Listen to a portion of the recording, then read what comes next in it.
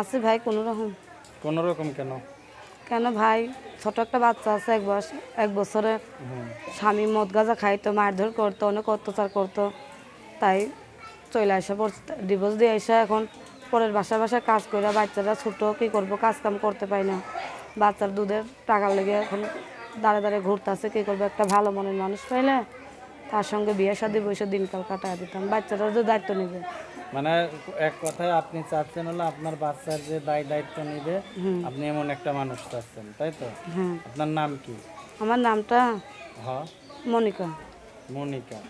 যাক, দেশের বাড়ি কই আপনার? দেশের বাড়ি? হ্যাঁ, দেশের বাড়ি কুমিল্লাতে।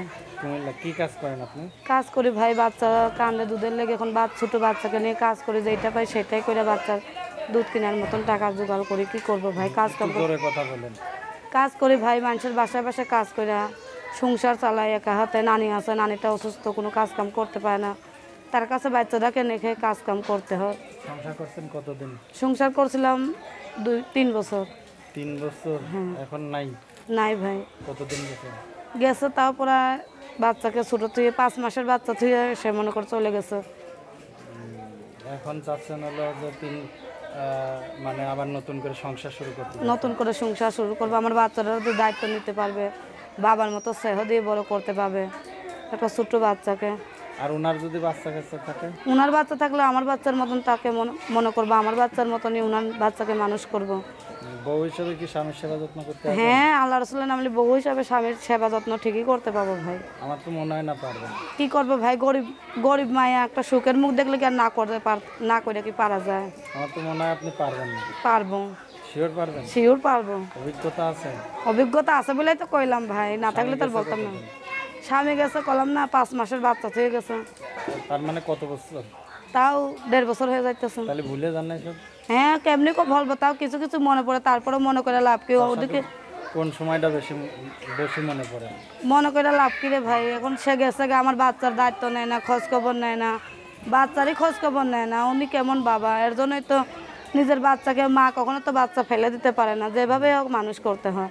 এখন বাবা ফেলে দিয়ে চলে গেছে, এখন আমি তো মা ফেলে দিতে পাই না, পেটে রাখছি 10 মাস 10 দিন, এর জন্য বাচ্চাকে নিজে হাজার কষ্ট হলেও মানুষের মতো মানুষ করবো একটা।